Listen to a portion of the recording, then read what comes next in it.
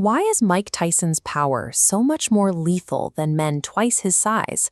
He achieves this through specific leverage and the manipulation of his center of mass, functioning as a biological whip. We isolate the precise moment when his calf muscles trigger the kinetic chain. Standing at 5'10" and weighing 220 pounds, Tyson frequently faced opponents who held significant height and reach advantages. In a sport where longer levers usually dictate the terms of engagement, his stature appeared to be a structural disadvantage. Traditional heavyweights often rely on the sheer mass of their limbs and a wide reach to land strikes. Tyson's method, however, is built on a different mechanical foundation.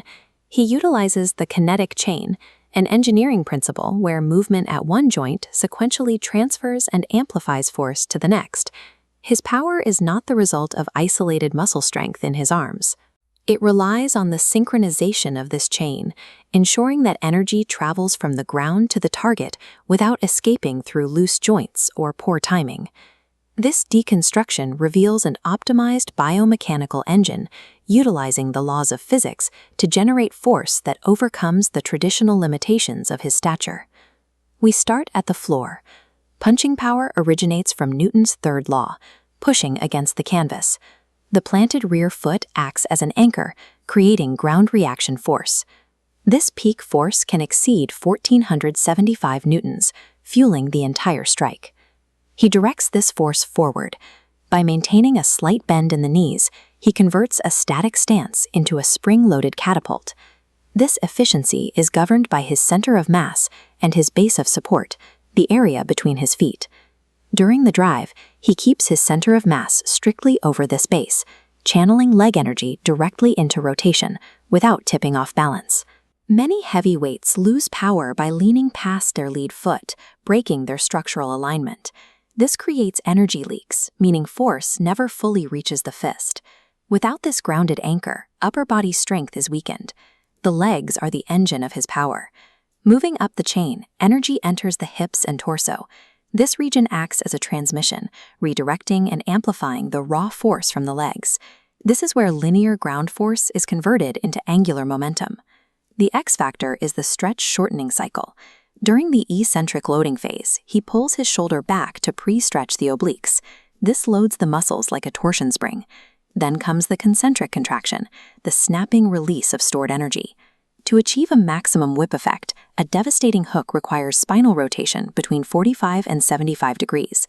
This core rotation creates effective mass, ensuring the entire weight of his torso moves together. The core is an active biological amplifier, multiplying the leg drive before it reaches the shoulder. The peekaboo slip and weave is most recognized for its defensive utility, allowing Tyson to close distance while remaining an elusive target. Biomechanical analysis reveals this movement pattern is a continuous kinetic recharge system. As his head moves in a pendulum arc, potential energy builds at the peak of the slip and converts to kinetic energy at the bottom. When he dips under a punch, his quadriceps undergo intense eccentric loading. The muscles lengthening under tension create a massive stopping force, anchoring his weight. This loaded tension instantly becomes a launch pad, powering an explosive counterhook or uppercut. In Tyson's mechanics, dodging a punch literally generates the energy for the very next strike. We follow the compounded energy wave from the core, through the shoulder, and into the arm. The arm acts merely as a conduit for the body's effective mass. At the microsecond of impact, Tyson achieves a rigid body effect. By locking his joints from ankle to wrist, he ensures 100% of his moving mass transfers into the target without energy leaking back. This creates a massive impulse. The rapid deceleration of the fist creates a focused force spike. The result? Transferring approximately 1,600 joules of kinetic energy directly into the opponent's jaw. This energy causes immediate rotational whiplash. The skull is accelerated violently, creating shear forces within the craniocervical region. This sudden rotation physically disrupts the brainstem, leading to an instantaneous loss of consciousness.